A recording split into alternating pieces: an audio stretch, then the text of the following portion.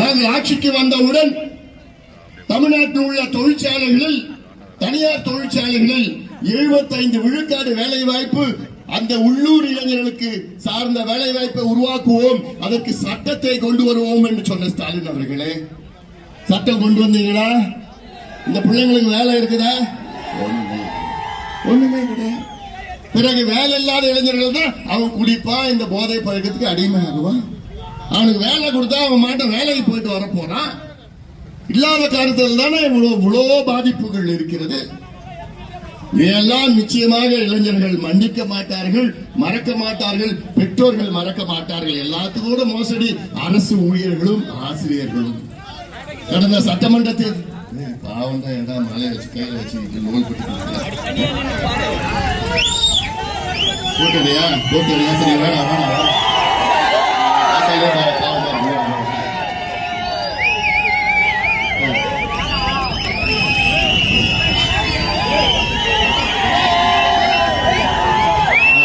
பாவமா கையில முடிச்சு வச்சிருக்கேன் மழையில.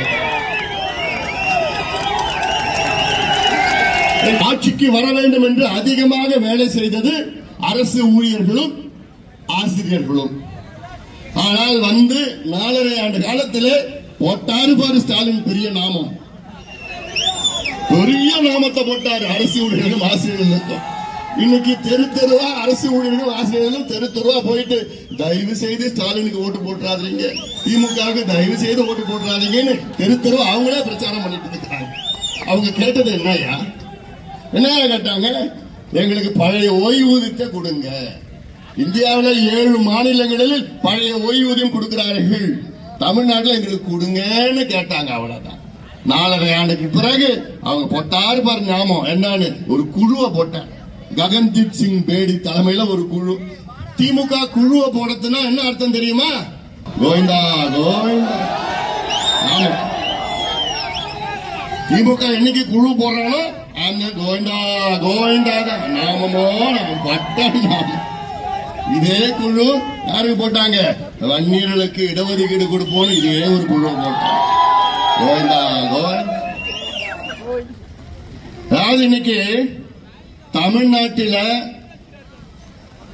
வன்னியர்கள், பட்டியலின மக்கள், சிறுபான்மை மக்கள் இவர்களுடைய வாக்குகள் மட்டும்தான் திமுகவுக்கு வேணும். இவர்களுக்கு முன்னேற்றம் செய்வதற்காக எந்த திட்டமும் திமுக செய்யவில்லை.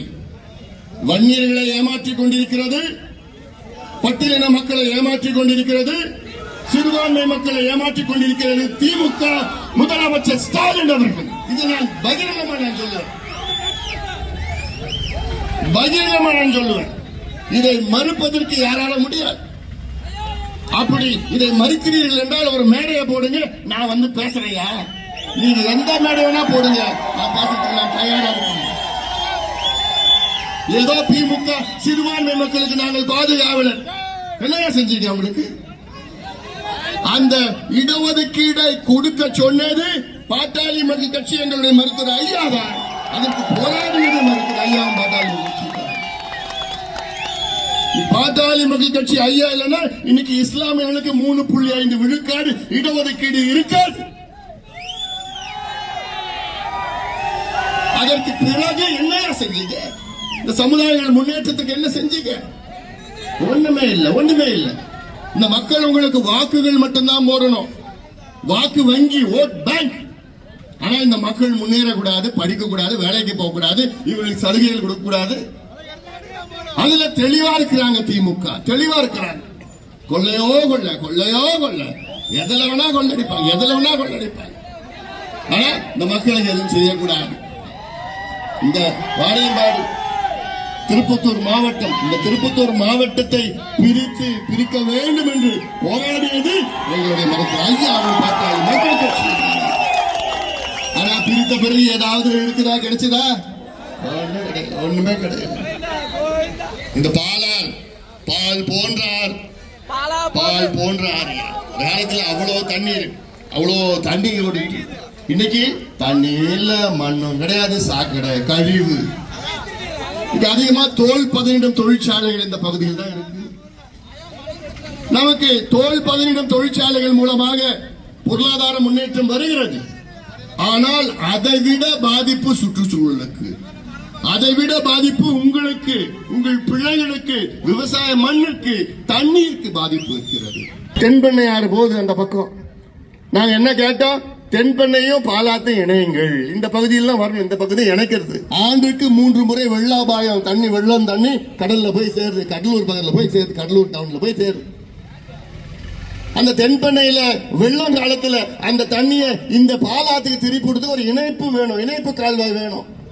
அந்த இணைப்பு கால்வாய் இருந்ததுன்னா பாலாத்துல தண்ணி வரும். ஆந்திராக்காரன் 22 தடுப்பணை கட்டிட்டான். 32 கிலோமீட்டர் ஆந்திராவில் போகுது, அதுல 22 தடுப்பணை கட்டிட்டான்.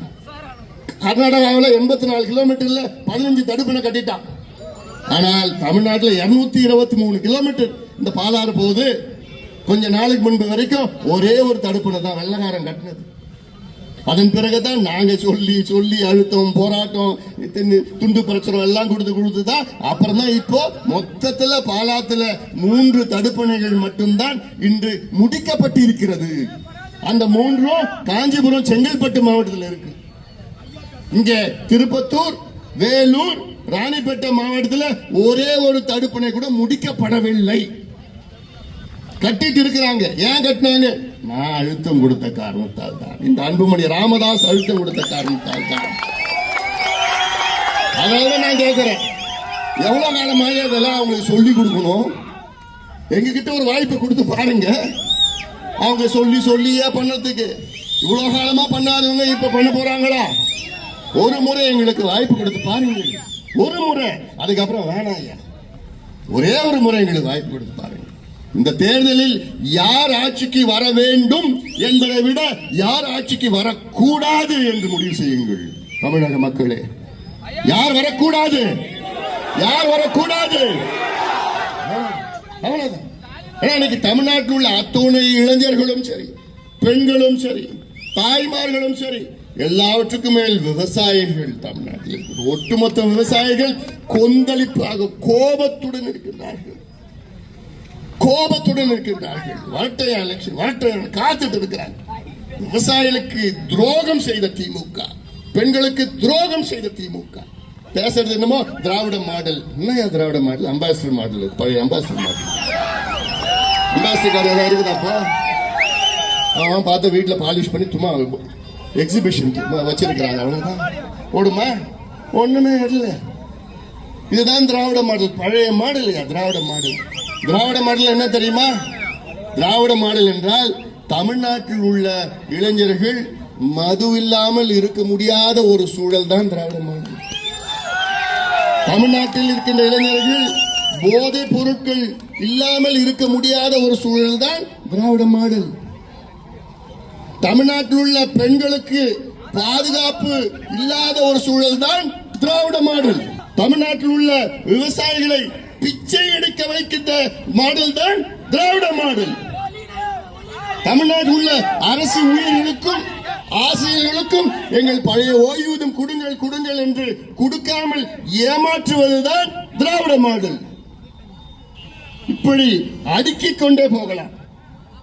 தமிழ்நாட்டு மக்கள் அனைத்து மக்களுக்கும் துரோகம் செய்கின்ற திமுகவை வீட்டுக்கு அனுப்புவோம். இதை நீங்கள் எல்லோரும், குறிப்பாக என் தம்பிகளும் என் தங்கைகளும் முடிவெடுங்கள், முடிவெடுங்கள். முக்கியமான கட்டத்தில் நாம் இருக்கின்றோம், முக்கியமான கட்டத்தில் இருக்கின்றோம். மீண்டும் சொல்கின்றேன், இது வாணியம்பாடி, இங்க இருக்கின்ற சிறுபான்மை மக்களுக்கு நான் சொல்கின்றேன், உங்களை வாக்கு வங்கிகளாக மட்டும்தான் திமுக பயன்படுத்துகிறது. உங்களுக்கு வாழ்க்கையில் முன்னேற்றுவதற்கு எந்த திட்டமும் கிடையாது.